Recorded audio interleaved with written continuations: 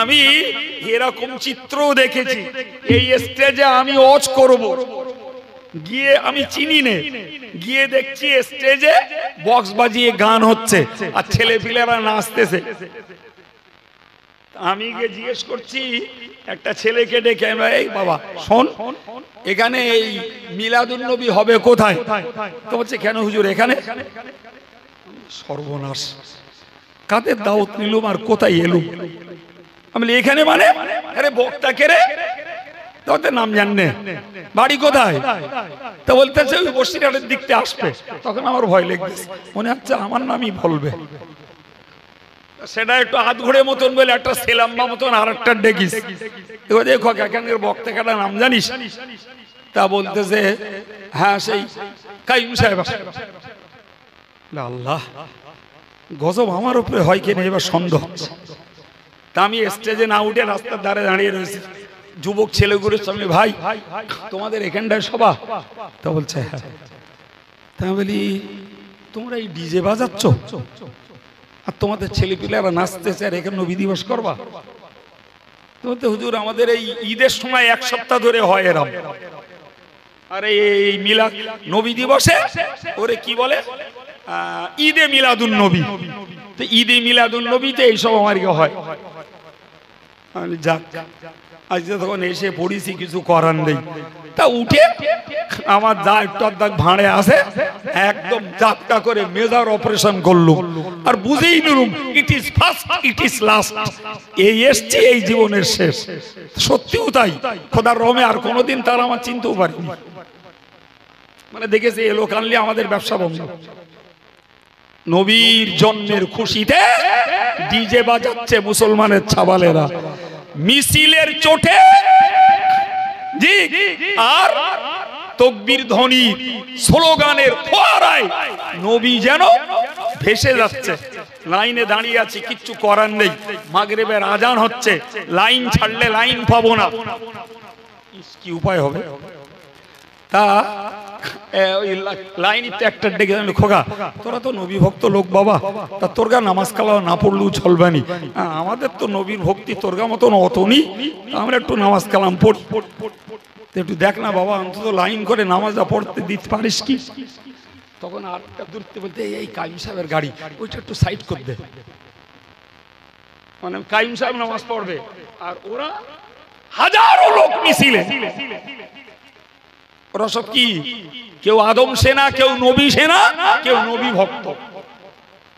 এটাই চলছে বর্তমান জমানার বাস্তব চিত্র।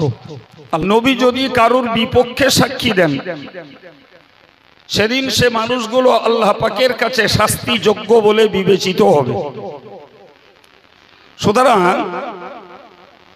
নবীর সাক্ষীটা নিজেদের পক্ষে অর্জন করা, নবীর সাক্ষীটা নিজের পক্ষে গ্রহণ করা, এটি প্রত্যেকটি আল্লাহ ভীরু মানুষের কাজ। কিন্তু যারা নবীর সাক্ষী সংগ্রহ করতে চান না, নবী আমার পক্ষে সাক্ষী দিক, এই মানসিকতা যাদের নেই, ভাই কোরআন সতর্ক করে দিয়ে জানিয়ে দিল কিয়ামতের দিনে মহান আল্লাহ পাকের নবী তাদের বিপক্ষে সাক্ষী দেবেন, ফলে তারা সেদিন শাস্তিগ্রস্ত হবে। বাস্তব কথা বলতে গেলে আজকের এত সুন্দর একটা পরিবেশ, তো এখনো পর্যন্ত পরিবেশের যা পরিস্থিতি, তাতে আমরা দেখছি দেহের তুলনায় জামা বড় হয়ে গেছে। হয়তোবা একটা সময় এই মজলিসটা ভরবে, তবে সেটা কলবের খোরাকের জন্য নয়, মজলিসটা ভরবে পেটের খোরাকের জন্য। এই মজলিসটায় দুটো খাদ্য, একটা কলবের খাদ্য যেটা কোরআন সুন্নাহ মোতাবেক জ্ঞান চর্চা, এতে মানুষের হৃদয় ভরে, আর জাগতিক খাবার খেলে পেট ভরে। তো আমি জানি না আমাদের মৌলানা রেজাউল কারিম সাহেব উঠলে মজলিস কতটা শোনার জন্য ভরবে সেটা আল্লাহ ভালো জানে। তবে তাবাররুকের সময় মজলিসে জায়গা নাও হতে পারে, আল্লাহ ভালো জানে। তো যদি তাবাররুকের সময় মজলিসটা ভরে ওঠে তাহলে বুঝতে হবে যে এরা জ্ঞান খোরাক খাওয়ার পক্ষে নেই, এরা পেটের খোরাক খাওয়ার পক্ষে।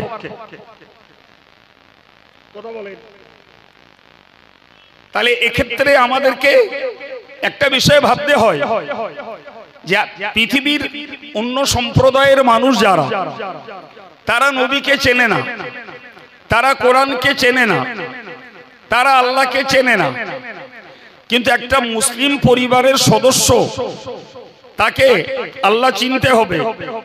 আর আল্লাহকে চিনতে গেলে নবীকে চিনতে হবে। নবীকে না চিনে কারো পক্ষে আল্লাহকে চেনা সম্ভব নয়। সম্মানিত ভাইরা আমার, তাহলে মুসলিম কমিউনিটির এখনো এত পরিমাণ সদস্য রয়েছে যারা আল্লাহ এবং রসুলকে চেনার ব্যাপারে অনেক উদাস, অমনোযোগী, অলসতা, এর প্রতি তাদের কোনো অন্তরের আকর্ষণ নেই। যদি থাকতো তাহলে একটা কথা এরা ভাবতো, যে নবীকে সৃষ্টি না করলে আমি পৃথিবীতে আসতে পারতাম না, সেই নবীর ভূপৃষ্ঠে আগমনকে কেন্দ্র করে নবী দিবস উদযাপনের নামে বিভিন্ন অনুষ্ঠানের ভিতর দিয়ে এই জাতীয় আলোচনার মজলিসগুলো তৈরি হয়। অন্তত মুসলমান ঘরের সাবালেক সাবালিগা ছেলে মেয়েরা তারা ভাবতে পারত যে আমরা মাদ্রাসায় পড়িনি, আমরা ধর্মীয় বই পুস্তক পড়ি না, আমরা আলেম ইমাম হাফেজ এই জাতীয় ধর্মীয় জ্ঞানীদের কাছে বসি না, অন্তত আমাদের গ্রামে কি মহল্লাতে নবীর শানে একটি আলোচনার মজলিস তৈরি হয়েছে, তো সেখানটায় যদি একটু সময় দেই তাহলে আমরা তো কিছু জ্ঞান লাভ করতে পারবো। কিন্তু এখন যদি এই গ্রামটার এমাথা থেকে ছোলাদানা পর্যন্ত ঘুরে আসা যায় তাহলে দেখা যাবে প্রচুর পরিমাণে আমাদের ঘরের ছেলেরা তারা গল্পের আসরে, আড্ডার আসরে সময় কাটাচ্ছে। তাদের কাছে এ বার্তা আছে যে আজকে গজালবাড়ি মসজিদের পক্ষে বিশ্ব নবী দিবস উদযাপন হবে। তাহলে যদি এতটুকু চেতনাবোধ তাদের ভিতরে থাকতো তাহলে অন্য দিন গল্প করি, অন্য দিন আড্ডার আসরে বসি, অন্যান্য দিন চায়ের দোকানে সময় কাটাই, তা আজকের দিনটা চলো না একটু যাই, আলেমরা আসে কি বলে একটু শোনা যাবে। এ মানসিকতাটা যদি মুসলিম ঘরের ছেলে মেয়েদের তৈরি না হয় তাহলে বিধর্মীদের ব্যাপারে আমাদের আর কথা বলার মতো অধিকার নাই। তারা তো ভিন ধর্মের মানুষ, তারা আল্লাহকে নাই চিনতে পারে, তারা নবীকে না চিনতে পারে, তারা আল্লাহ এবং নবী সম্পর্কে কটূক্তি করতে পারে, তারা কোরআনের ব্যাপারে বিরোধী ভূমিকা নিতে পারে, কিন্তু তাদের কথা ভাববার আগে আমার ঘরের কথা ভাবতে যেই তো আমরা নির্বাক হয়ে যাই। আমাদের মুখে কথা থাকে না যে আমার ঘরের ছেলেরা মেয়েরা এরা না চেনে আল্লাহকে, এরা না চেনে রসুলকে, এরা না জানে কোরআনকে। ভুল হচ্ছে আমার কথা বলে? ভাই আমরা আমাদের নিয়ম পালন করছি, অর্থাৎ মসজিদ কমিটি জলসার আয়োজন করেছে, বক্তাদেরকে দাওয়াত করেছে, বক্তারা বলছেন আমরা যারা ধর্মীয় মানুষ এসে শুনছি, আলহামদুলিল্লাহ এটা আমাদের ডিউটি, আমরা পালন করছি। কিন্তু যারা এখনো পর্যন্ত ধর্মপথের পথিক নন, ধর্মের প্রতি যাদের মনে আকর্ষণ নেই, আল্লাহ আল্লাহ রসুলের আনুগত্য স্বীকার করার মতো মন মানসিকতা যাদের তৈরি হয়নি, তারা যদি এই জাতীয় মজলিসগুলোতে বসতো, একদিন দুদিন করতে করতে হয়তো তারাও একদিন ধর্মমুখী হতো। তা না হলে এই সুন্দর পরিবেশ তৈরি করে মানুষের কষ্ট উপার্জিত অর্থ চাঁদা তুলে লাভ কি? এ মানুষগুলো তো কম বেশি জেনেছে বুঝেছেন বলেই এরা তো ধর্মপথে পা বাড়িয়েছেন। তাহলে মসজিদে মুসল্লিদের নিয়ে একটা সবরেসানি করে দিলেই হক আদায় হয়ে যেত। না কি বলছেন জি? এ তো হচ্ছে তেলা মাথায় তেল দেওয়া। যারা জেনেছেন, যারা বুঝেছেন, যারা ধর্ম করছেন, যারা নামাজি, যারা দাড়িওয়ালা, যারা টুপিওয়ালা, যারা আল্লাহর পথের প্রতীক হয়েছেন, আমরা তাদের কাছে আরো দুটো জ্ঞান চর্চা করছি। তার মানেই হলো তেলা মাথায় তেল দিচ্ছি। না কি বলছেন? এখানে দরকার ছিল এই সমাজে পাঁচটা বেনামাজি শরীয়ত বিরোধী পথে চলে, ধর্ম আচরণ করে না, ধর্মের প্রতি যাদের মনের আকর্ষণ নেই, যারা আল্লাহ আল্লাহর রসুলকে চেনে না, এই জাতীয় লোকগুলো যদি এই মজলিসে বসতো, তবেই তো কর্তৃপক্ষের আয়োজন আর আমাদের চিন্তা ভাবনা করে কিছু আলোচনা মানুষের কাছে ছড়িয়ে দেওয়ার পিছনে প্রকৃত স্বার্থ উদ্ধার হতো। সম্মানিত ভাইরা, এগুলো আমাদের দুঃখ, আমাদের ক্ষোভ, আমাদের অভিমান। তারপরেও এই সুন্দর পরিবেশের হক আদায় করতে আমাদেরকে কিছু কথা শুনতে হবে। আমি আপনাকে কি বলছিলাম? আমি আপনাকে বোঝাচ্ছিলাম যে আল্লাহ তার নবীকে বললেন যে আমি তোমাকে পাঠিয়েছি সাক্ষীদাতা হিসাবে। মনোযোগ দেন, কথার গুরুত্ব বুঝুন। ভাই, শরীয়তের একটা মসলা হলো সাক্ষী দিতে গেলে সরজমিনে হাজির থাকা লাগে। শোনা কথায় সাক্ষী দেওয়া যায় না। কথা শুনছেন? জ্ঞানী মানুষ এগুলো সহজে বুঝবেন। শোনা কথায় সাক্ষী দেওয়া যায় না। সাক্ষী দিতে গেলে সরজমিনে হাজির থাকতে হয়। তো আল্লাহ তার নবীকে বললেন যে আমি তোমাকে সাক্ষী দাতা করে পাঠিয়েছি। এখন রাসূল করিম সাল্লাল্লাহু আলাইহি ওয়াসাল্লাম ধরা পৃষ্ঠে এসেছেন 63 বছর সময় আল্লাহ পাক তাকে থাকতে দিয়েছেন। 63 বছরের মাথায় আল্লাহ আবার তাকে ডেকে নিয়েছেন। ফলে এই সুদীর্ঘ 1400 বছর হয়ে গেল রাসূল করিম সাল্লাল্লাহু আলাইহি ওয়াসাল্লাম মানব সমাজের অন্তরালে। তিনি মানুষের মাঝে নেই, তিনি মানব সমাজে নেই, অথচ কিয়ামতের দিনে তিনি সাক্ষী দেবেন। প্রশ্ন একটা জাগে যে রাসূলুল্লাহ যতদিন মানুষের মাঝে ছিলেন ততদিন রাসূলুল্লাহর উম্মতেরা কি করেছেন সেটা রাসূল স্বচক্ষে দেখেছেন। সেগুলোর সাক্ষী তো অবশ্যই রাসূলুল্লাহ অব্যর্থভাবে দেবেন। কিন্তু রসুল যখন পর্দা নিয়েছেন, রসুল যখন কবর জগতের মানুষ হয়েছেন, তিনি মানব সমাজে আর নেই, অথচ কিয়ামতের দিনে তাকে আল্লাহ সাক্ষী দাতা নির্বাচন করেছেন। তো আর অনুপস্থিতির পিরিয়ডে তিনি সাক্ষী কেমনে দেবেন? কথা বোঝাতে পারলাম কি? জি, বিখ্যাত মুফাসসির হযরত ইমাম কুরতুবী রাহমাতুল্লাহ আলাইহি তার কিতাবে এই কথাটির জবাবে লিখেছেন যে রাসূল করিম সাল্লাল্লাহু আলাইহি ওয়াসাল্লাম মাজার মুকদ্দাসে আছেন। প্রতি সোমবার এবং শুক্রবারের দিবসে উম্মতের আমালকে রাসূলুল্লাহর কাছে হাজির করানো হয়। সুবহানাল্লাহ বলেন। ফেরেশতারা হাজির করান। ভাই, আমরা এখান থেকে দরুদ পড়ি আর সালাম পড়ি।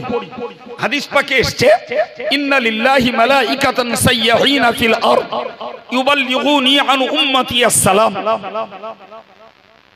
রাসূল বলেছেন আল্লাহ পাকের ভ্রাম্যমান ফেরেশতা রয়েছে। ভ্রাম্যমান মানে একদম গেও বাংলায় বলা যায় ঘুরঘুর করে বেড়ানো একদল ফেরেশতা আল্লাহ নির্বাচিত রেখেছেন। তাদের কাজ হলো গোটা দুনিয়া জুড়ে ঘোরা। ডিউটি কি? যেখানে রাতে দিনে আলো আঁধারে রাসূলুল্লাহর কোন উম্মত রাসূলের প্রতি দরুদ পড়েন অথবা রাসূলুল্লাহকে সালাম জ্ঞাপন করেন, এই দরুদ আর সালামকে ওই ফেরেশতারা নবী পাকের দরবারে পৌঁছে দেন। একটু মন খুলে বলেন ভাই, আমাদের এখানটায় এখন রাত, সৌদিতে সবে সন্ধ্যা হলো। ভাই, এখানে এখন রাত 9টা, আমেরিকায় এখন সকাল 9টা। কথা বুঝতে পারছেন কি? হ্যাঁ, তাহলে সারা পৃথিবীর টাইমটা একটা রোটেশন হয়। অতএব আমি একটা সময় ইবাদত করছি, আরেক দেশের মানুষ আরেক সময় করছে, আরেক দেশের মানুষ আরেক সময় করছে। ফলে বলতে পারা যায় সারা বিশ্ব জুড়ে ইবাদত গুজার বান্দা বান্দি যারা, আল্লাহ ওয়ালা আল্লাহ ওয়ালি নারী পুরুষ যারা, তারা একটা না একটা টাইম তারা আল্লাহর ইবাদতে, জিকির ফিকিরে, তাসবিহ তেলাওয়াতে, দরুদ সালামে তারা রত আছে। জোরে বলেন।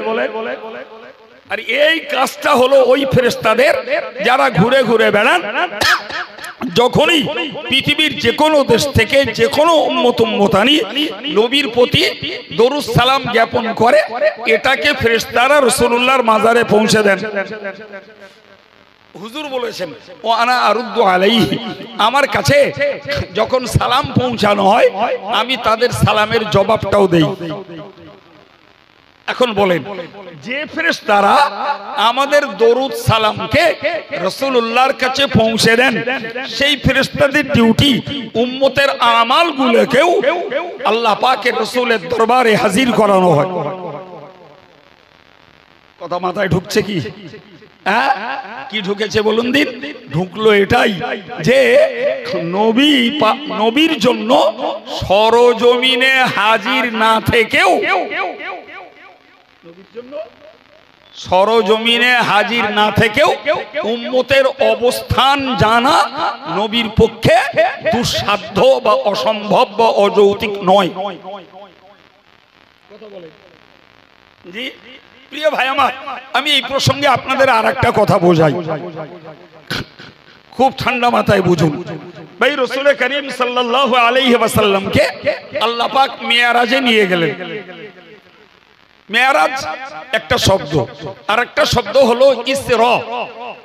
ছটফট করবেন না, কিছু শুনতে হলে বসতে হবে, প্রত্যেকটা কথার ভিতরে জ্ঞান পাবেন। আব্দুল কাইয়ুমের কাছে কাহিনী পাওয়া যাবে না, প্রতিটি কথায় জ্ঞান পাওয়া যাবে, শান্ত মনে বসতে হবে।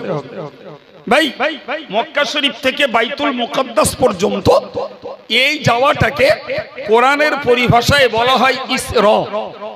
বাংলা মানে হলো রাত্রিকালের ভ্রমণ। আর বাইতুল মুকাদ্দাস থেকে সপ্ত আকাশ ভ্রমণকে হাদিসের ভাষায় বলা হয় মেরাজ।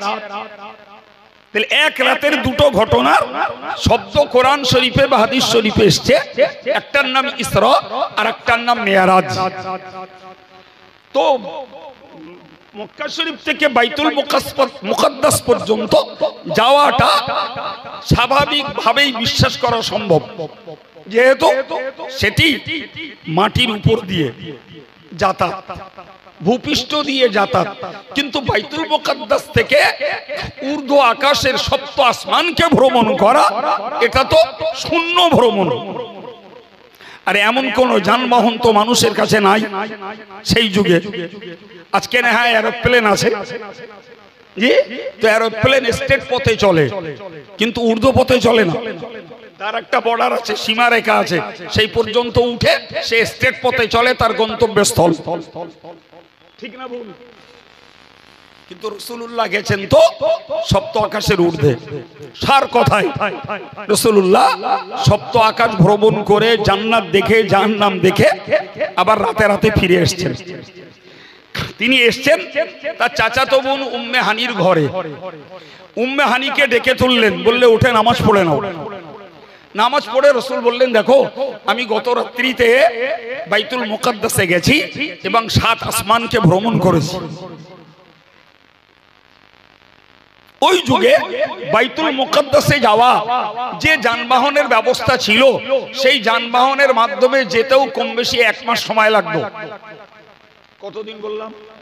1 মাস। প্রথম কথাই উম্মে হানির কাছে সন্দেহজনক হলো, যে পথ যেতে 1 মাস সময় লাগে সেই পথ আপনি এই রাত্রি গেলেন আর ঘুরে এলেন, এটা তো ভাববার আছে নাকি? ভাববার নেই। আবার ওই পর্যন্তই শেষ নয়, উনি বলছেন যে আমি ওইখান থেকে 7 আসমান ভ্রমণ করে ফিরে এসেছি। তাহলে এই কথাটি উম্মে হানির কাছে 100% অবিশ্বাস্য বলে মনে হচ্ছিল, কিন্তু রাসূলকে তিনি বিশ্বাস করে নিয়েছেন, ফলে তিনি কোনো সন্দেহ প্রকাশ করেননি। তবে একটা কথা বললেন, ইয়া রাসূলুল্লাহ, আপনি আমাকে যা বলেছেন এই কথাটা আর কাউকে যেন বলবেন না। বিশেষত বিরোধী যারা, তাদের কাছে এ কথা বললে তারা এটাকে সর্বে মিথ্যা বলে গণ্য করবে, আপনার প্রতি তারা অনাস্থা আনবে, আপনাকে তারা অবিশ্বাস করবে। আপনি আদার্স কাউকে বলবেন না। এ থেকে বুঝতে পারা যায় উম্মে হানির মন না মেনে নিলেও রাসূল বলেছেন এই নীতিতে বিশ্বাস করেছেন, কিন্তু অন্যের কাছে বলতে মানা করছেন কেন? অন্যের কাছে বলতে মানা করছেন, আমি বিশ্বাস করলে ওরা বলো বিশ্বাস। রাসূল বললেন, আমি চোখে যা দেখেছি তার লোককে বলবই। সুবহানাল্লাহ। আমাকে তুমি বাধা দিতে পারবে না বলে রাসূল বাড়ি থেকে বার হলেন, গন্তব্য কাবার চত্বর। কাবায় গেলেন, গিয়ে পরিষ্কার বললেন যে আমি গত রাত্রিতে জেরুজালেমের বাইতুল মুকাদ্দাসে গেছি এবং ওইখান থেকে উর্দু আকাশ ভ্রমণ করে সপ্ত আকাশ পেরিয়ে আল্লাহর আরশ মুআল্লা পর্যন্ত ঘুরে এসেছি। উম্মে হানির যা সন্দেহ তাই ঘটলো। কেউ বলল এতদিন আমরা পাগল বলতাম মুহাম্মদকে, কিন্তু আজকে দেখছি সত্যকারের পাগল হয়ে গেছে। বাস্তবের সঙ্গে মুহাম্মাদের দাবির কোনো মিল নাই। অতএব আজকে মুহাম্মদ অরিজিনালি ম্যাড হয়ে গেছে, অরিজিনাল পাগল হয়ে গেছে। কেউ হো করে হাসলো, কেউ মুহাম্মদকে মিথ্যাবাদী বলল, কেউ মস্তিষ্ক বিকৃত বলল, কেউ বা মুহাম্মদকে জাদুগ্রস্ত বলল। এক একজন এক এক রকমের ভাষায় নবীকে বিদ্ধ করতে লাগলো। একদল তো ঝুমকে অট্টহাস্য করতে করতে বেরিয়ে গেল, কিন্তু আরেক দল কৌতূহলী কাফেরেরা দাঁড়িয়ে গেল। রাসূল বলছেন, আমি হাজারে আসওয়াদ এবং রুকনি ইয়ামানি কাবা শরীফের এই দুটি কোণের মাঝখানটায় বসা কুরাইশরা আমাকে ঘিরে ধরলো। কুরাইশ আমাকে ঘিরে ধরে বলল, দেখো মুহাম্মদ, তুমি যে কথা বলছো এটার বিশ্বাস করার কোনো বাস্তব যুক্তি আমাদের কাছে নেই। বিশেষ করে উর্দু আকাশে তুমি গেছো, এটাকে কোনো অবস্থাতেই আমরা মেনে নিতে পারি না। কিন্তু বাইতুল মুকাদ্দাসে যাওয়া সম্ভব, কিন্তু এত অল্প সময়ে কেমনে সম্ভব? কোন সমতল রাস্তা নেই, হয় পাহাড় না হলে পাহাড়ি টিলা, বন্ধুর রাস্তা, যাকে বাংলায় বলে উঁচু নিচু। এই অবস্থাতে উট বলি, ঘোড়া বলি, ওই গাধা বলি, এই তিনটেই যানবাহন হিসেবে ব্যবহার হতো। তিনটের একটাও এরকম উঁচু নিচু রাস্তায় দ্রুত গতিতে চলতেই পারে না। তবুও আমরা বাইতুল মুকাদ্দাসে গেছি। আর তুমি যে ইতিপূর্বে কখনো বাইতুল মুকাদ্দাসে যাওনি সেটা আমরা জানি। কথা বুঝে আসছে নাকি? আরে বাবা, গজালমারির একটা ছেলে যদি আমেরিকায় থাকে, যার ছেলেই হোক, তো গজালমারির মানুষেরা জানবে যে অমুকের ছেলেটা আমেরিকায় থাকে।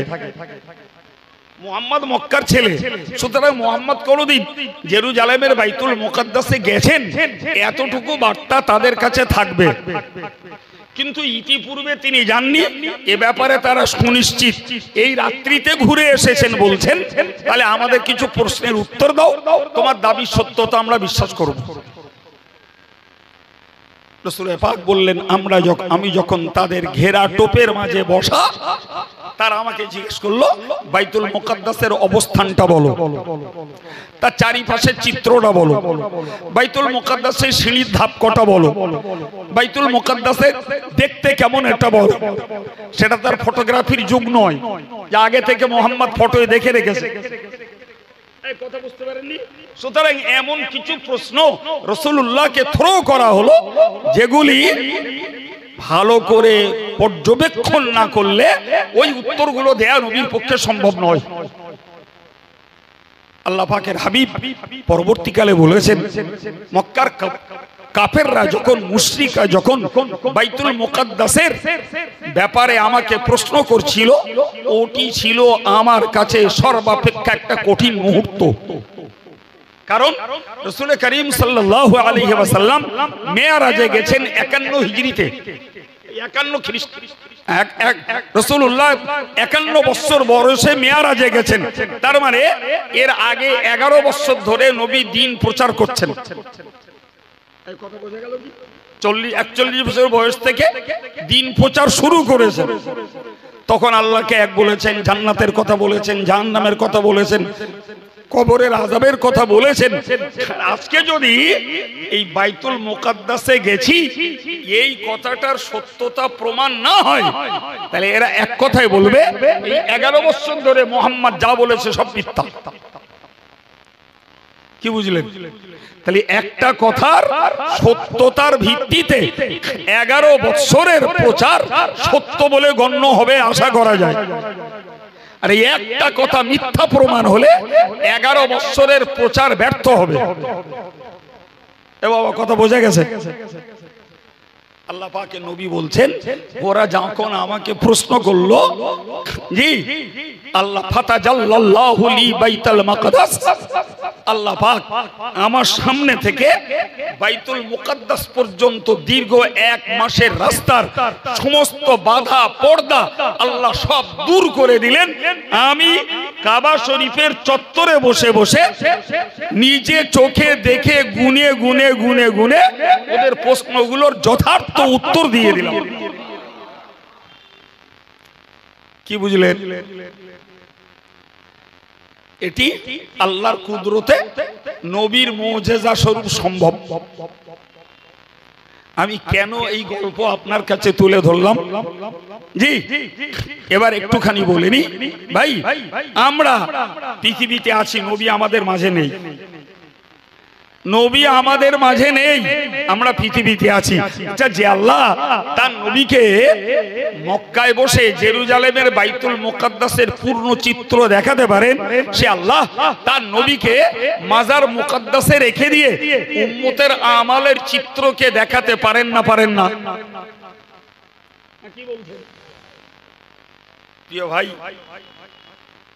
মক্কার কাফেররা তারা যখন সন্তোষজনক উত্তর পেল, অনেকেরই পক্ষে ইসলাম কবুল করাটা তাদের জন্য সহজ হয়ে গেল। এবং এতদিন পর্যন্ত 11 বছর ব্যাপী মুহাম্মদ যা কিছু প্রচার করেছেন সেগুলি সত্যতার ব্যাপারে তারা সুনিশ্চিত হলো যে মুহাম্মদ যখন এতদিন বলে এসেছে যে কথাগুলি, সেগুলিও সত্য বলে বোধ হচ্ছে। আমি কি বোঝাতে এত কথা আপনাদের শোনালাম? কোরআনের ওই শব্দটাই আল্লাহ নবীকে বলেছেন, আমি তোমাকে পাঠিয়েছি সাক্ষী দাতা হিসাবে। সম্মানিত ভাইরা, মুরব্বীরা, মায়েরা, বোনেরা, হাসরের মহাময়দানে কিয়ামতের কঠিন দিবসে নবী পাক সরকার দো আলম যাদের পক্ষে সাক্ষী দেবেন, আল্লাহ আপনার একাত্মবাদকে বিশ্বাস করা বান্দা এরা, আল্লাহ এরা আপনার হুকুম তামিল করা বান্দা, আল্লাহ এরা তোমার নবীর প্রকৃত কার্যত উম্মত। নবীর সাক্ষীতে আল্লাহ পাকের ওই বান্দা বান্দীগুলি কিয়ামতের দিনে নাজাত পেয়ে যাবে। কিন্তু নবী যদি বিপক্ষে সাক্ষী দেন, আল্লাহ এরা আপনার একত্ববাদকে বিশ্বাস করিনি, আপনার হুকুমকে এরা মান্য করিনি, আপনার নবীকে এরা বিশ্বাস করিনি, আপনার নবীর আনুগত্য স্বীকার করিনি, তাদের সেদিন কপাল পুড়বে এবং যথারীতি তারা আল্লাহ পাকের কাছে শাস্তির উপযুক্ত হয়ে যাবে। আমি এই জন্যই বলেছি, প্রত্যেকটা ইমানদার মুসলমানের উচিত কর্তব্য হলো নবীর সাক্ষীটা নিজের পক্ষে সংগ্রহ করার চেষ্টা কর। আর নবীর সাক্ষী নিজের পক্ষে চেষ্টা করতে গেলেই আল্লাহ রসুলের হুকুমের গোলামি ছাড়া নবীর সাক্ষী কখনোই আমাদের পক্ষে আসবে না। কথা বোঝাতে পারছি ভাই? আপনাকে আরেকটা হাদিস শোনাই, সহিহ বুখারীর বর্ণনা। রাসূল করিম সাল্লাল্লাহু আলাইহি ওয়াসাল্লাম একদিন হযরত আব্দুল্লাহ ইবনে মাসউদ রাদিয়াল্লাহু আনহু কে বললেন যে, আব্দুল্লাহ তুমি একটু কোরআন পড়ো, আমি শুনবো।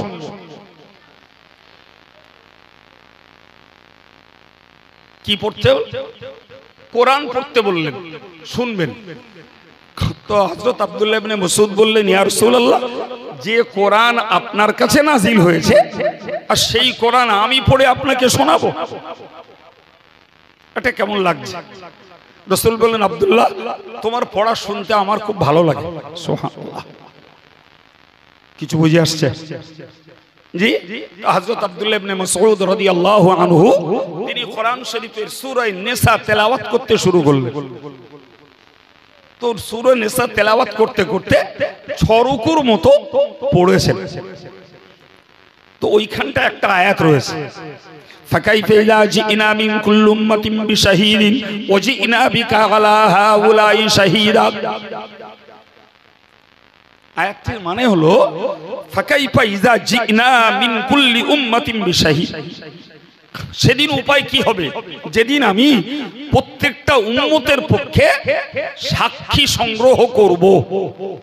কে করবেন? জোরে বলে, অজ মন দেন।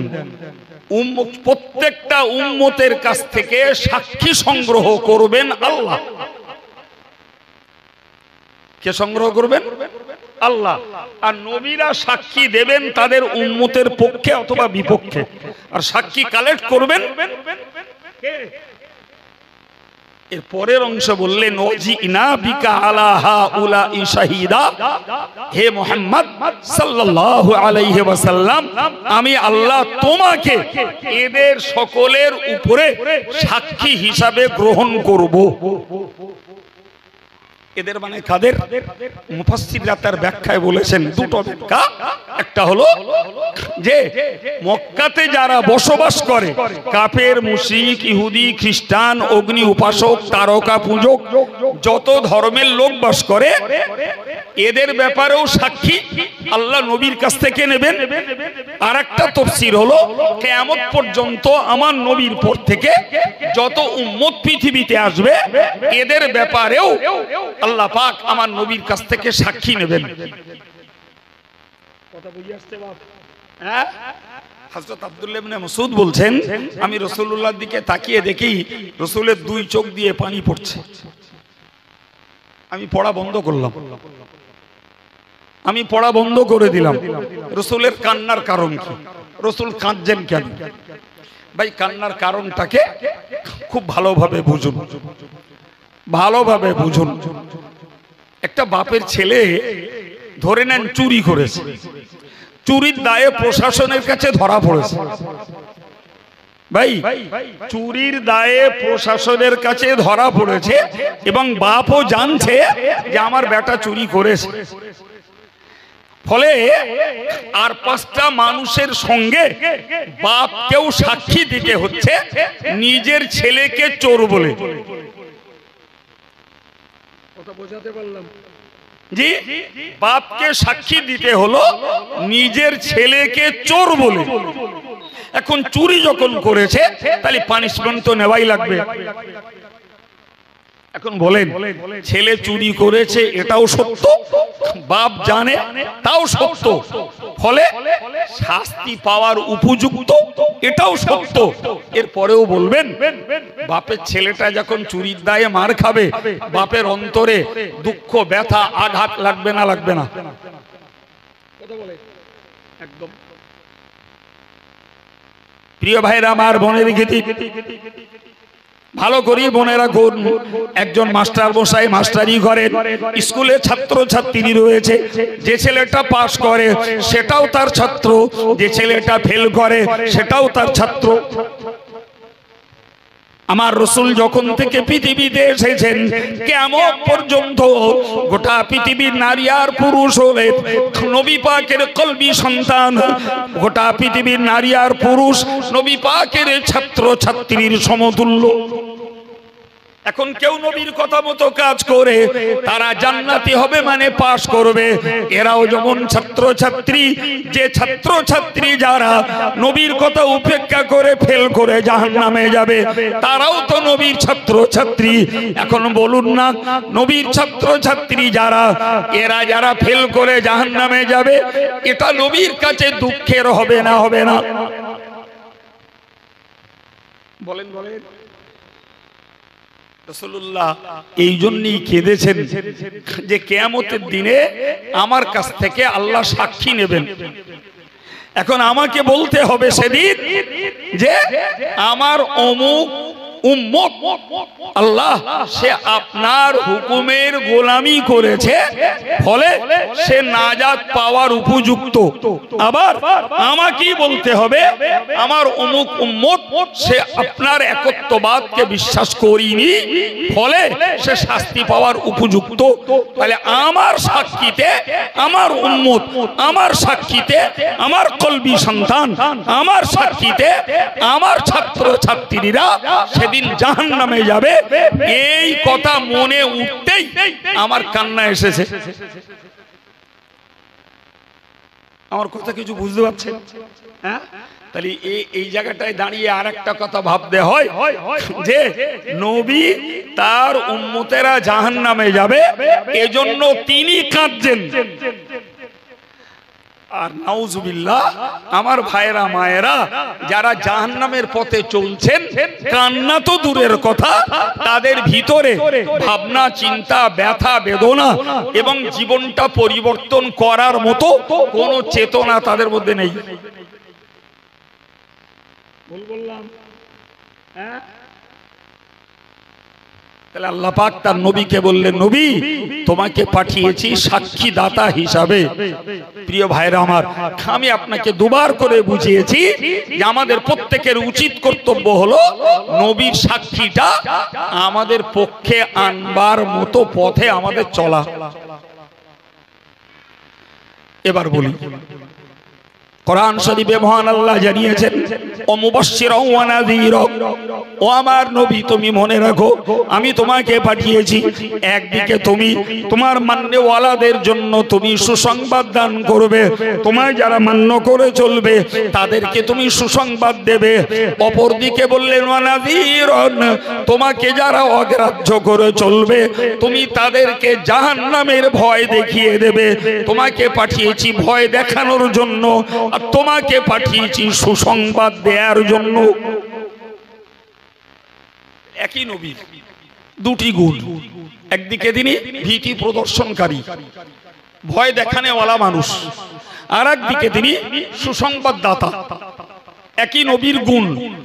এর একদম সরল অর্থ হলো যারা নবীর কথা মেনেছেন তাদের জন্য নবীর সুসংবাদদাতা, যারা নবীর কথাকে অগ্রাহ্য করেছেন তাদের জন্য নবী ভীতি প্রদর্শনকারী ভয় দেখানেওয়ালা।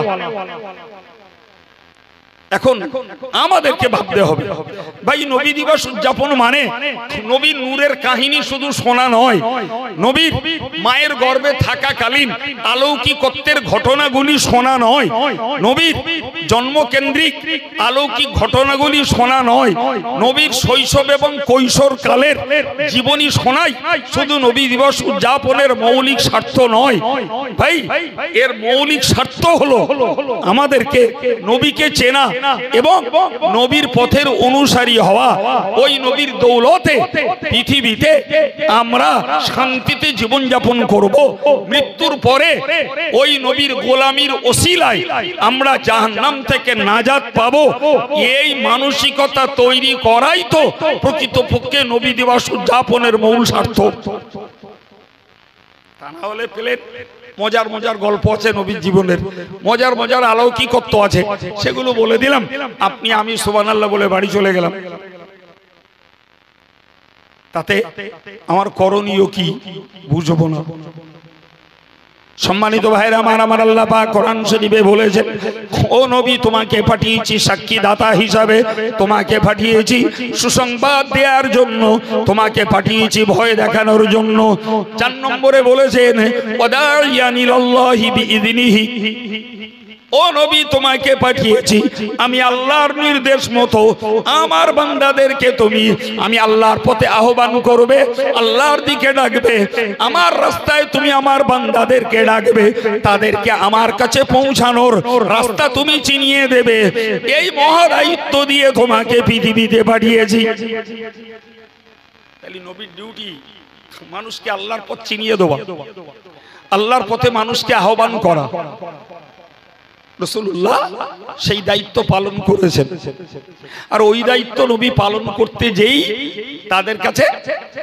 তাদের কাছে নবীর পাওনা হলো। তারা বলল মুহাম্মদ মস্তিষ্ক বিকৃত, তারা বলল মুহাম্মদ পাগল, তারা বলল মুহাম্মদ চরিত্রহীন, জি তারা বলল মুহাম্মদ জাদুগ্রস্ত। প্রত্যেকটা কথা কোরআনে আছে এবং কোরআন শরীফে তাদের কথার প্রতিবাদে আল্লাহ পাক আয়াত নাজিল করে রেখেছেন। আমি সেগুলো পড়ে সময় খাওয়াচ্ছি না, আমি আপনাকে বোঝাতে চাইছি, খুব ভালো করে শান্ত মাথায় বুঝে বলুন। নবী যদি ওদেরকে আল্লাহর পথে না ডাকতেন, নবী যদি ওদেরকে জান্নাতের পথে না ডাকতেন, নবী যদি ওদেরকে জাহান্নাম থেকে বাঁচাতে চিন্তা না করতেন, তাহলে নবীকে গালি শুনতে হতো না, বরং ওই সমাজে নবী ছিলেন একজন পুত পবিত্র চরিত্রের মানুষ। আমাদের বিচারে না, ওদেরই বিচারে। সুবহানাল্লাহ। কারণ নবী মিথ্যাবাদী ছিলেন না, নবী কর্কশ ভাষী ছিলেন না, নবী মিষ্টি ভাষী, নবীর লেনদেন ভালো, আচার ব্যবহার ভালো। নবী পাক সাল্লাল্লাহু আলাইহি ওয়াসাল্লাম সর্ববয়সী মানুষের সঙ্গে তিনি মানবতার ব্যবহার করতেন। ফলে নবীকে মানুষ হিসাবে তারা জানতো যে হযরত মুহাম্মদ সাল্লাল্লাহু আলাইহি ওয়াসাল্লাম একজন তুলনাহীন মানুষ। বরং শিক্ষিত লোকেরা নির্বাচন করেছেন সুপারম্যান অফ দ্য ওয়ার্ল্ড হযরত মুহাম্মদ সাল্লাল্লাহু আলাইহি ওয়াসাল্লাম। সারা পৃথিবীর সর্বশ্রেষ্ঠ ব্যক্তিত্বই হলেন রাসূলুল্লাহ। তারা এই ছোট্ট রেজাল্টটা এমনি দেয়নি বাবু, এমনি দেয়নি। তার শৈশব, তার কৈশোর, তার যৌবনকাল, তার দাম্পত্য জীবন, তার ধর্মপ্রচারের জীবন, তার ইবাদতের জীবন, তার যুদ্ধনীতি, তার রাষ্ট্রনীতি, তার গবেষণা নীতি, তার খোদা ভীতি, সব কিছুকেই পর্যবেক্ষণ করে একটা সার রেজাল্ট দিয়েছেন সুপারম্যান অফ দ্য ওয়ার্ল্ড হযরত মুহাম্মদ সাল্লাল্লাহু আলাইহি ওয়াসাল্লাম। সারা পৃথিবীর শ্রেষ্ঠ ব্যক্তিত্ব হলেন মুহাম্মদুর রাসূলুল্লাহ। তার মানে সর্ব বিষয়ে আমার নবীকে সর্বোচ্চ গুণ দেখাতে হয়েছে, তবে তো সুপারম্যান হিসাবে তারা আখ্যায়িত করেছেন। কিন্তু তাদের চোখে অপরাধের জায়গা দাঁড়িয়েছে এটাই যে মুহাম্মদ আমাদের পূর্ব ধর্মকে মানিনি, আমাদের ধর্মকে সাপোর্ট দেয়নি, বরং মুহাম্মদ আরেকটা নতুন ধর্মের কথা বলছে। মুহাম্মদ আমাদের মোটিভটাকে চেঞ্জ করে ভিন্ন ধর্মের দিকে নিয়ে যাচ্ছে। এটাই ছিল তাদের আপত্তির। আর এই জন্যই তারা রাসূলের নামে যেমন অকথ্য ভাষা বলেছে, তেমন দৈহিকভাবে অত্যাচার করেছে, তেমন নবীকে তারা জানে মারার চেষ্টা করেছে, নবীকে বন্দী রাখার চেষ্টা করেছে এবং নবীকে দেশান্তর করে এক কথায় দেশ থেকে তাড়িয়ে দেওয়ারও চক্র চালিয়েছে। কেন শুনতে গেলেন? আমি আগে একবার বলেছি, এবার ছোট করেই বলছি। এক কথায় নবী ওদের ভালো চেয়েছিলেন, যেটা ওদের সহ্য হয়নি। কথা বলছেন না কেন? যেটা ওদের সহ্য হয়। নবী ওদের ভালো চেয়েছিলেন। বুকে হাত দিয়ে বলুন না বাবু, নবী সেদিন যদি বলতেন যে তোদেরকে জাহান্নাম থেকে বাঁচানোর জন্য, তোদেরকে জান্নাতে নিয়ে যাওয়ার জন্য আমার এই চেষ্টা, তো তোরা যখন তোদের ভালো তোরা বুঝছিস না, উপরন্ত আমার প্রতি চলছে তোদের দুর্ব্যবহার, অমানসিক অত্যাচার চলছে, আমার প্রতি নির্মম ব্যবহার, তো তোরা জাহান্নামে যাবি যা, ও নিয়ে আমি অত ভাবতে যাচ্ছি না। বুকে হাত দিয়ে বলুন, ভারত সীমান্তে বসেই আজকের ইমানের কলেমা পেতাম। কথা বলেন, কথা বলেন। সোলাদানা গজালমারি তো একরকম ভারত সীমান্ত নাকি? হ্যাঁ, এখানে বসে দাড়ি টুপি, সুন্দর মসজিদ আর শিক্ষার জন্য মাদ্রাসা, আর সেই সাথে নামাজ কালাম ইবাদত জিকির আজকার। আজকে ভারত নয়, সারা পৃথিবী সমস্ত দেশগুলোতে ইসলামের আলো পৌঁছে গেছে। সেদিন যদি নবী ক্ষোভ করে, অভিমান করে, দুঃখ করে দিন প্রচারকে যদি বন্ধ করতেন, তাহলে ভারতে বসে, অস্ট্রেলিয়ায় বসে, আমেরিকায় বসে, চীনে বসে, মিয়ানমারে বসে, শ্রীলঙ্কায় বসে, আফ্রিকায় বসে, ইউরোপে বসে ইমানের কলেমা পাওয়া যেত না, কোরআন পাওয়া যেত না, ইসলামী আদর্শ পাওয়া যেত না, মসজিদ আর মাদ্রাসা খুঁজে পাওয়া যেত না, জাহান্নাম থেকে বাঁচার পথ মানুষ পেত না, আল্লাহকে চিনত না, রসুল চিনত না, মনুষ্যত্ব অর্জন করতে পারত না, সন্তান বাপের মর্যাদা দিত না, বাপ বেটার মর্যাদা স্নেহ করত না, স্বামী স্ত্রীকে অধিকার দিত না, বাপ তার মেয়েকে বাঁচার অধিকার দিত না। এসব পেয়েছি আমরা ওই বিশ্ব নবীর জীবন বাজি রাখা দিন প্রচারের অবদান। ঠিক না? পকেটে না আরামসে ধর্ম পেয়েছি মনে হয়। জি প্রিয় ভাইরা আমার, তাহলে আমার নবী এমন একজন জাতির দরদি, মানব দরদি, মায়াবী। তোরা আমায় মার, তোরা আমায় গালি দে, তোরা আমার কুৎসা রটনা কর, তোরা আমার বিরুদ্ধে বিশুদ্ধার কর, কিন্তু তোরা ইমানের কলেমা পড়ে মুসলমান হ। অবাক কাণ্ড, অবাক কাণ্ড যে রাসূল করিম সাল্লাল্লাহু আলাইহি ওয়াসাল্লামের চাচা হামজা ইসলাম গ্রহণ করেছে। হামজা ইসলাম গ্রহণ করেছে, জি, অথচ আবু জাহাল রাসূলুল্লাহকে মেরেছে, রাসূলুল্লাহকে মেরেছে, পাথর মেরেছে মাথায়, গাল জাদুবাদ দিয়েছে, রাসূল কিচ্ছু বলেননি। রাসূল পাথরের আঘাত খেয়ে ফিরছেন, হামজা বললেন কি? হামজা মুসলমান না। বললে কে মেরেছে বাবা? তো বললে আমাকে আবু জাহেল মেরেছে। এক মুহূর্তে হামজা চিলের মতন ছুটে গেল, আবু জাহালকে তীর মেরে চলে এলো, এসে নবীকে শোনালো, বাবা তুমি দুঃখ করো না, তোমার প্রতিশোধ নিতে আমি আবু জাহালকে মেরে এসেছি। প্রিয় নবী বললেন, চাচা আমার হয়ে আবু জাহালকে মেরেছেন, ওতে আমি খুশি নই, তার থেকে যদি আপনি ইমানের কলেমা পড়ে মুসলমান হতেন আমি ওতেই বেশি খুশি হতাম। হামজার ব্রেন ঘুরে গেল, এ কি ছেলে নিজে মার খেয়ে মরছে, সে ব্যাপারে তার দুঃখ বেদনা কিছু নেই, বরং তার থেকেও সে আগ্রহী, তার থেকেও লালসী, তার থেকেও লোভী। আমি ইসলাম কবুল করাটা তার যা কাছে আরো বেশি প্রিয় এবং পছন্দনীয়। এক মুহূর্তেই রাসূলের চাচা কলেমা পড়ে মুসলমান হয়ে গেল। আমি বোঝাতে চাইছি আপনাদেরকে, আল্লাহ পাক নবীর ব্যাপারে বলেছেন, ওয়াদাইয়ান ইলাল্লাহি বিইذনিহি। ওগো নবী তুমি মনে রাখো, আমি তোমাকে আল্লাহর পথে আহ্বানকারী হিসাবে পাঠিয়েছি। তোমার ডিউটি হলো তুমি মানুষকে আল্লাহর দিকে ডাকবে, এটা তোমার ডিউটি।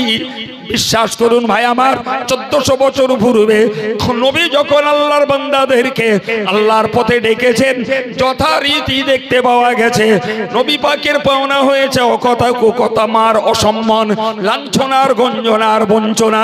আপনি ভালো করে মনে রাখুন, আজকের নবী আদর্শের গোলাম হয়ে হকের পথে থেকে যে সমস্ত আলেম ওলামারা সমাজের কুসংস্কার দূর করতে চাইছে, সমাজের যারা অন্যায়ের বিরুদ্ধে প্রতিবাদ করছে, এই সমাজটাকে যারা কোরআন সুন্নাহর পক্ষে দাঁড় করাতে চেষ্টা করছে, যথারীতি নবীর গোলাম হিসাবে নবীর যা পাওনা হয়েছিল এদের কপালেও তার কিছু না কিছু পাওনা হচ্ছে।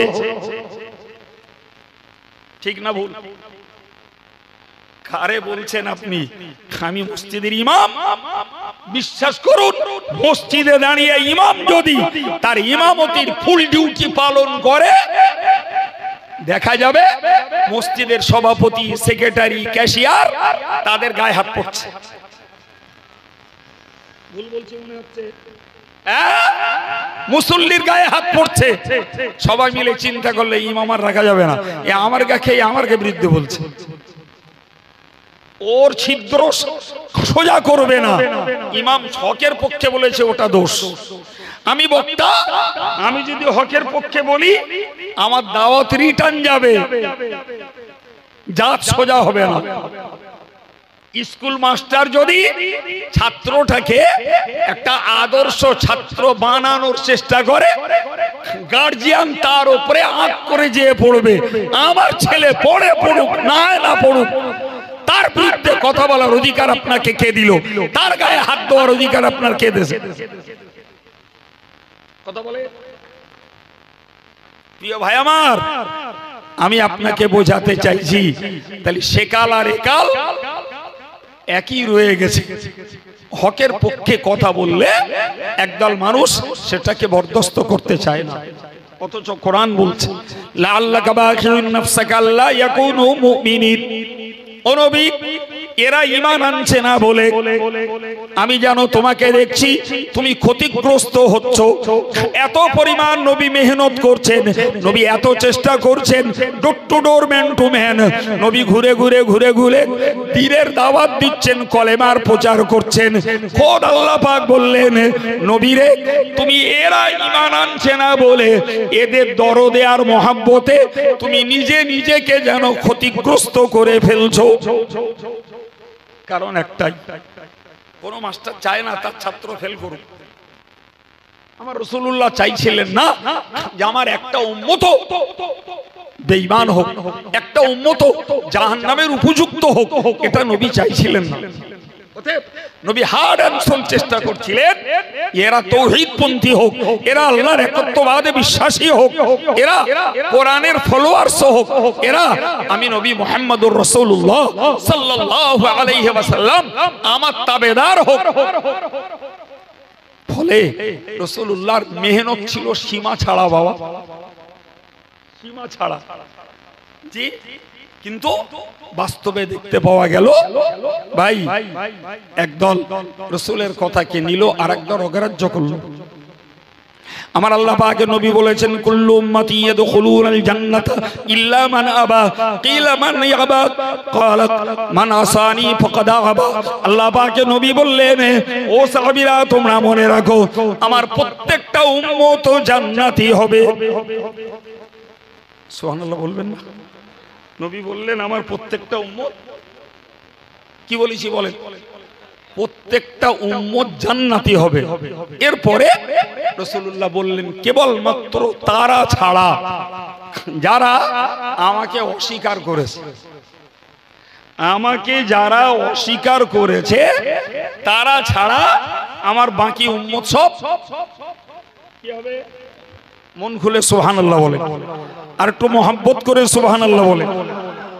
ভাই এখন আমি যদি এই প্রথম অংশটা বলে ছেড়ে দিই যে রাসূল বলেছেন যে আমার প্রত্যেকটা উম্মত জান্নাতি হবে, তো সমাজে ধর্মহারা, আমলহারা, আল্লাহ ভোলা, রাসূল ভোলা নারী আর পুরুষগুলো তো তারা বগল বাজাবে। আমরা যখন উম্মতে মুহাম্মাদি একদিন না একদিন হড়িয়ে গড়িয়ে ঠিক জান্নাতে যাব। ওই চিন্তাই করবে শুধু না, আমার মতন একদল লোক একদল হুজুর করাচ্ছে, বলছে নবী দিবসের সভাটা খুব সুন্দর করে দাও। যারা নবীর শানে যত সুন্দর সভা দেবে আল্লাহ তাদের জান্নাতটা ওই রকম সাজিয়ে দেবে। এ কাঁচা মেরে লেগে গেল, দেখে দেখে ঘেন্না ধরে গেছে। জি ভাই, ও বুঝে নিলে আমি যখন নবীর শানের মজলিস সুন্দর করে দিয়েছি, তাহলে নামাজ না পড়ি, রোজা না রাখি, হজ না করি, যাকাত না দিই, জিকির না করি, তাসবিহ না পড়ি, সুদ খাই আর মদ খাই, গান শুনি আর জুয়া খেলি, আর ফ্রি ফায়ার খেলি আর পাবজি খেলি, আর চিত্ত বিনোদন করি আর নারী নির্যাতন করি আর পরকিয়া করি, আর কিচ্ছু না হোক, আমি উম্মতে মুহাম্মাদি মানে জান্নাতে যাচ্ছি। আজও এ পাগলামি চলে, আমার দেশেই চলে। রাসূলুল্লাহ বললেন আমাকে অস্বীকার যারা করেছে তারা ব্যতীত বাকি উম্মতেরা জান্নাতে যাবে। একজন সাহাবী বললেন হুজুর আপনাকে আবার অস্বীকার করলো কে, বা আপনাকে অস্বীকার করার চিত্র কি? রাসূল বললেন মান আসানি ফাকাদ আবা, যে আমার অমান্য করলো, আমার অবাধ্য হলো, আমার কথাকে অগ্রাহ্য করলো, সেই লোকটাই যেন আমাকে অস্বীকার করলো। কি বুঝলেন? একবারও মুখে বলতে হবে না নবী মানি না, একবারও বলতে হবে না নবী সত্য নয়, নাউজুবিল্লাহ, এ কথা মুখে বলতে হবে না। শুধু নিজের কাজে নবীর কথাকে অমান্য করলেই নবীর অস্বীকৃতি প্রমাণ হবে। নবীর কথাকে অমান্য করলেই নবী পাকের অগ্রাহ্যতা প্রমাণ হবে। রাসূল বললেন ওই লোকগুলোই জাহান্নামে যাবে।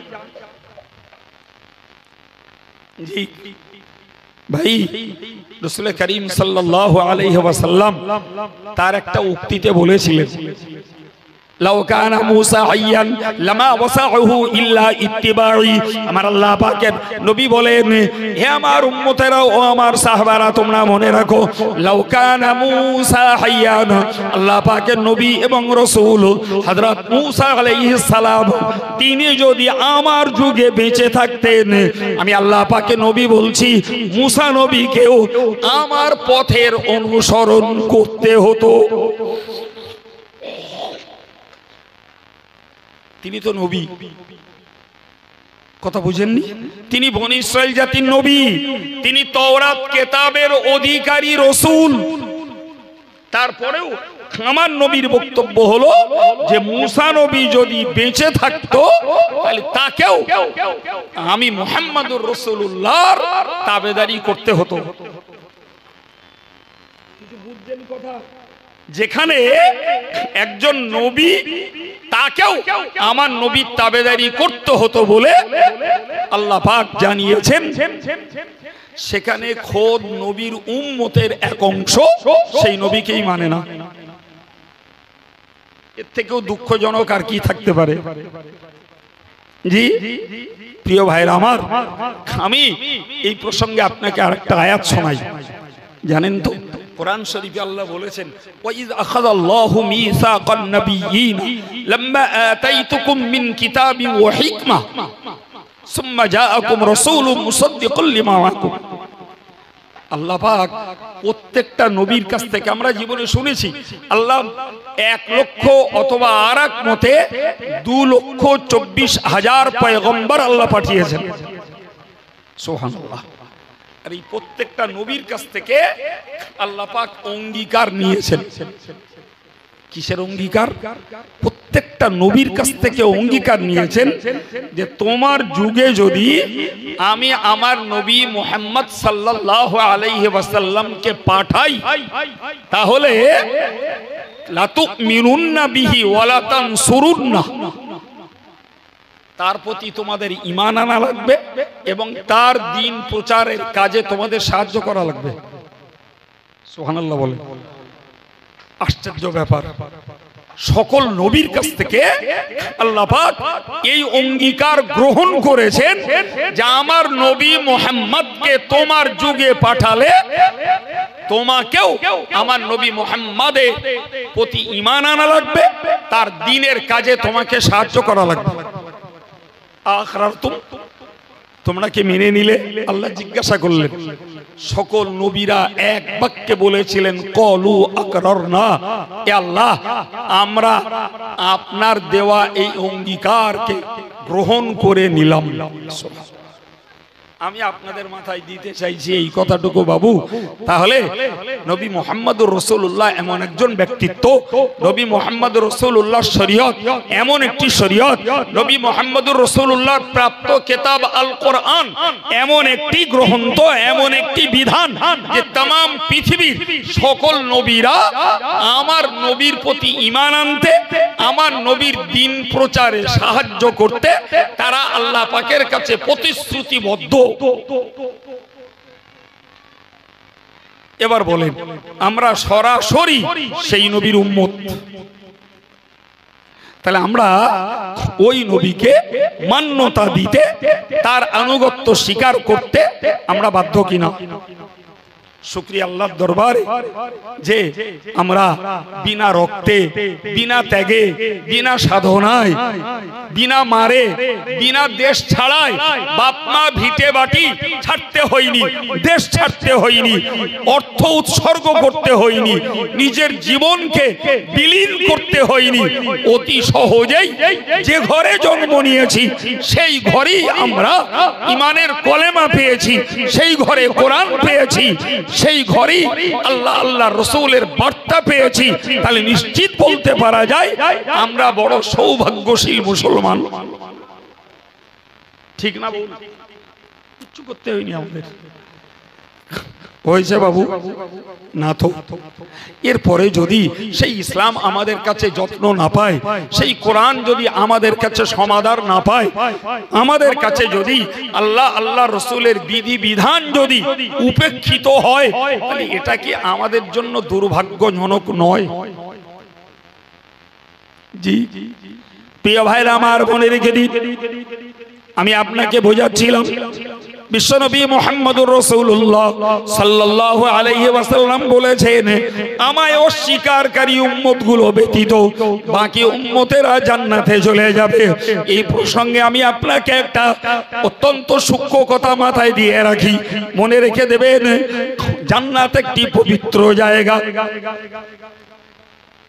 জান্নাত একটি পবিত্র জায়গা, কোনো অপবিত্রের জায়গা জান্নাতে নেই। একদম মুখস্থ করে ফেলুন, জান্নাত একটি পবিত্র জায়গা, কোনো অপবিত্র ব্যক্তির স্থান জান্নাতে।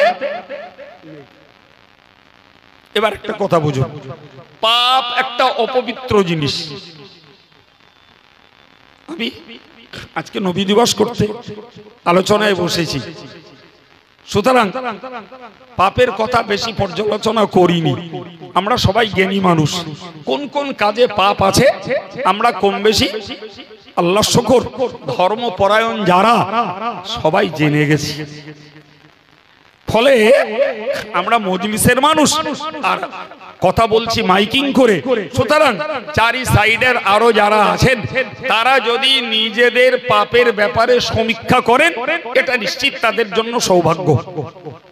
আমি যেটা বলছিলাম আর একবার বলছি, জান্নাত একটা পবিত্র জায়গা, সুতরাং পবিত্র ব্যক্তি ব্যতীত জান্নাতে কেউ যাবে না। এবারে মনে রাখুন, পাপ একটা অপবিত্র বিষয়। কথা মাথায় যাচ্ছে বাবু? জান্নাত পবিত্র জায়গা, তাতে পবিত্র ব্যক্তি ছাড়া যাবে না। পাপ একটা অপবিত্র বিষয়, সুতরাং পাপিষ্টের জন্য জান্নাত নয়। থিওরি মনে থাকবে। এখন রাস্তা দুটো, একটা হলো নফসের তাড়নায়, শয়তানের প্ররোচনায়, দুনিয়ার মায়া জালে জড়িয়ে পড়ে আমি পাপ করে ফেলেছি। রাস্তা আমার দুটো, হয় আমাকে তওবা করে মরতে হবে, তওবার বিনিময়ে পাপ মোচন হবে, আমি জান্নাতি বলে বিবেচিত হব। যদি আমি তওবা করে পাপ মোচন করে না মরতে পারি, তাহলে আমাকে জাহান্নামে যাওয়া লাগবে। কেন? একদম সহজ সরল কথা, যে আমরা জানি সোনার খাঁজ যদি বার করতে হয় তাহলে তাকে আগুনে পোড়ানো লাগবে, না কি বলছেন? আগুনে পোড়ালে খাঁজ বেরিয়ে যাবে, খাঁটি সোনা পাওয়া যাবে। তুমি পাপের খাঁজ তৈরি করেছো, তওবা করে মরনি, তোমাকে জাহান্নামে যাওয়া লাগবে। জাহান্নামে তোমার পাপ অনুপাতে তুমি জ্বলবে, এরপর তোমার খাঁজ বেরিয়ে গিয়ে খাঁটি হবে, তোমাকে আল্লাহ তুলে জান্নাত দান করবেন অন কন্ডিশন। শর্ত হলো একটাই, যে তোমাকে পাপিষ্ট হওয়ার পরেও ঈমান নিয়ে মরা লাগবে। আমি কি বুঝিয়েছি বাবু? তাহলে কাফেররাও জাহান্নামে যাবে আর পাপিষ্ট ঈমানদাররাও জাহান্নামে যাবে।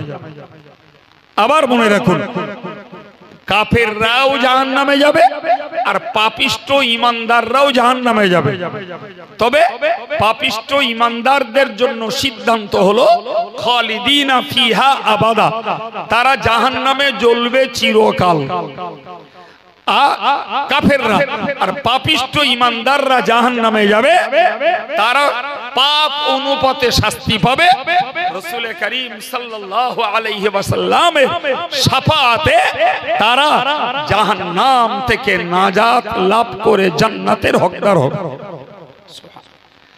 আমি আপনাকে কথা বোঝাতে যে এই কথাটাও আপনাদেরকে বোঝাতে চাইলাম যে যে নবীর জন্মকে কেন্দ্র করে আজকের এই প্রোগ্রাম, আজকের এই অনুষ্ঠান, আমাদেরকে পদে পদে ভাবতে হবে জি এ নবী পৃথিবীতে এসেছেন মানুষ বানানোর জন্য, নবী পৃথিবীতে এসেছেন জাহান্নাম থেকে বাঁচানোর জন্য, নবী পৃথিবীতে এসেছেন জান্নাতের পথ দেখানোর জন্য, নবী পৃথিবীতে এসেছেন আল্লাহর প্রেমাস্পদ বান্দা বানাবার জন্য, নবী পৃথিবীতে এসেছেন মানুষগুলো শুধু চামড়ার মানুষ না হোক, গুণগত মানুষ হোক, এজন্যই নবী পৃথিবীতে এসেছেন। এখন যদি আমরা সেই গুণগত মানুষ হওয়ার পথে যদি চলি, তাহলে তো নবীর আগমন আমাদের জন্য সার্থক। আর যদি মানুষ হওয়ার পথ না ধরে আমরা যদি আমাদের খাওয়া পরা, বিলাসিতা এবং ভালো ভালো বাড়ি গাড়ি, আমাদের জীবনযাত্রাটার মান উন্নয়ন করতেই থাকি, আর এতেই যদি আমাদের জীবনটাকে দাঁড় করাই ভাই, তাহলে তো নবী পাক সাল্লাল্লাহু আলাইহি ওয়াসাল্লামের ধরা পৃষ্ঠে আগমনের উদ্দেশ্য সার্থক হবে না। আল্লাহ পাকের নবী বলেছেন ইন্নামা আনা বুইস্তু লিউতাম্মিমা মাকারিমাল আখলাক। প্যারে নবী সাল্লাল্লাহু আলাইহি ওয়াসাল্লাম তার পাক জবানিতে জানিয়েছেন, ও আমার উম্মতেরা তোমরা মনে রাখো, আল্লাহ পাক আমাকে পৃথিবীতে পাঠিয়েছেন, আমি এসেছি মানুষের উত্তম চরিত্রকে উন্নতি ঘটাবার জন্য, মানুষের চারিত্রিক উন্নতি ঘটাবার জন্য আমি বিশ্ব মাঝে এসেছি। প্রিয় ভাইরা আমার, মায়েরা, আমি আপনাকে অনুরোধ করে বলবো, এই উত্তম চরিত্রের অন্তর্গত একদিকে যেমন আল্লাহর কথাগুলোকে মেনে চলা, আর একদিকে আল্লাহ পাকের নিষেধকৃত বিষয়গুলোকে ছেড়ে চলা, এই দুয়ের সমন্বয়ে একজন মানুষের চরিত্রটা উন্নত এবং উত্তম চরিত্র বলে গণ্য হবে। শুধুমাত্র নামাজ পড়বো, রোজা রাখবো, হজ করবো, যাকাত দেবো, জিকির করবো, এতেই উত্তম চরিত্রের মানুষ হওয়া যাবে না।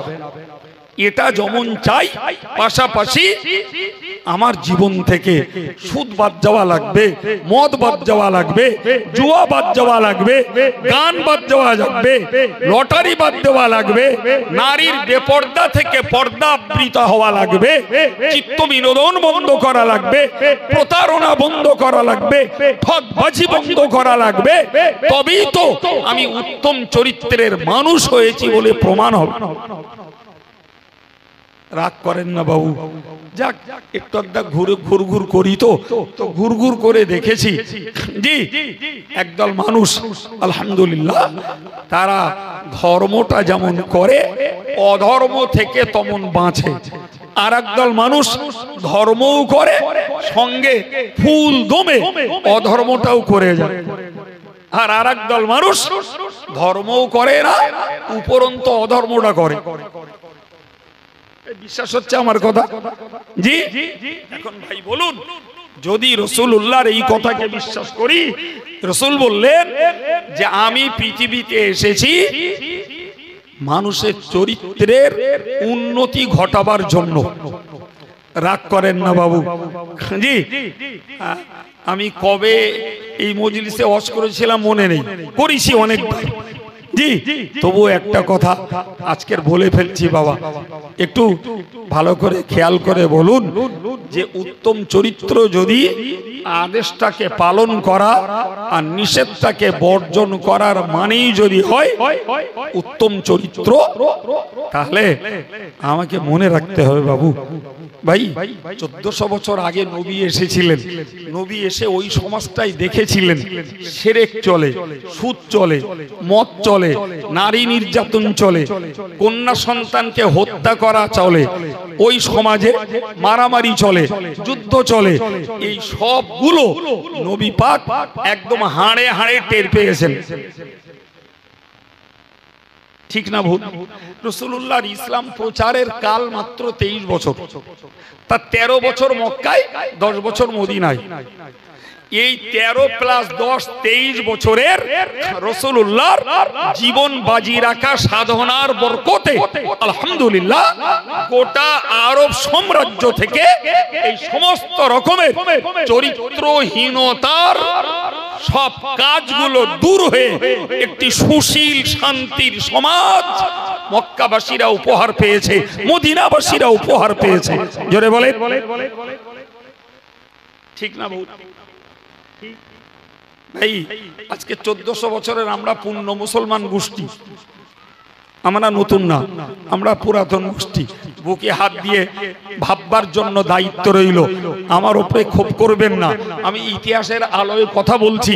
বলেন না 1400 বছর পরের এই পুরাতন মুসলমান আমরা যারা, ভাই আমাদের জাতির এক অংশের ভিতরে সুদ, মদ, জুয়া, গান, নারী নির্যাতন, ব্যভিচার, নারীর বেপরদা, পরকিয়া, জি ইফটিজিং এবং ফ্রি ফায়ার, পাবজি, মেরে খাওয়া, ফাঁকিবাজি করে খাওয়া, প্রতারণা করা, চিট ফান্ডের ব্যবসা করা, এই জাতীয় কাজগুলো মুসলমানরা বাদ দিয়ে ফেলেছে বলে সব মনে হয় বাপ